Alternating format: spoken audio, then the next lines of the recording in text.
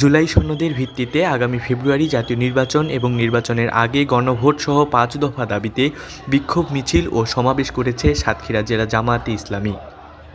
শুক্রবার ১৪ নভেম্বর বিকেল ৪:৩০টায় সাতক্ষীরা শহীদ আব্দুর রাজ্জাক পার্ক থেকে বিক্ষোভ মিছিলটি শুরু হয়।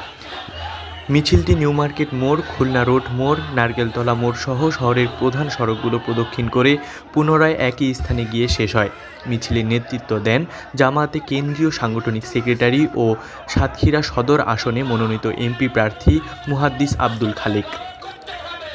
এর আগে বিকাল ৩:৩০টায় শহীদ আব্দুর রাজ্জাক পার্কে সমাবেশ অনুষ্ঠিত হয়। সমাবেশে বক্তব্য রাখেন জামায়াতের কেন্দ্রীয় সাংগঠনিক সেক্রেটারি ও এমপি প্রার্থী মুহাদ্দিস আব্দুল খালেক, জেলা আমির অধ্যাপক শহীদুল ইসলাম মুকুল, জেলা সহকারী সেক্রেটারি গাজী সুজায়েদ আলী, মাওলানা ওসমান গনি, জেলা কর্ম পরিষদ সদস্য মাওলানা আব্দুল বারী, জেলা অফিস সেক্রেটারি মাওলানা রুহুল আমিন, অ্যাডভোকেট আব্দুস সুবহান মুকুল, অ্যাডভোকেট আজিজুল ইসলাম, শহর আমির জাহিদুল ইসলাম, কালীগঞ্জ উপজেলা আমির মোহাম্মদ আলী, সদর উপজেলা আমির মাওলানা মোশাররফ হোসেন, দেবহাটা আমির অলিউর রহমান, শহর সেক্রেটারি খোরশেদ আলম, সদর সেক্রেটারি মাওলানা হাবিবুর রহমান সহ অন্যান্য নেতৃবৃন্দ।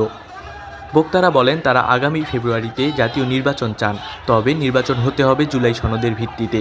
সেই দাবি আদায়ে গণভোট সহ ৫ দফা দাবিতে তারা আন্দোলন চালিয়ে যাবেন।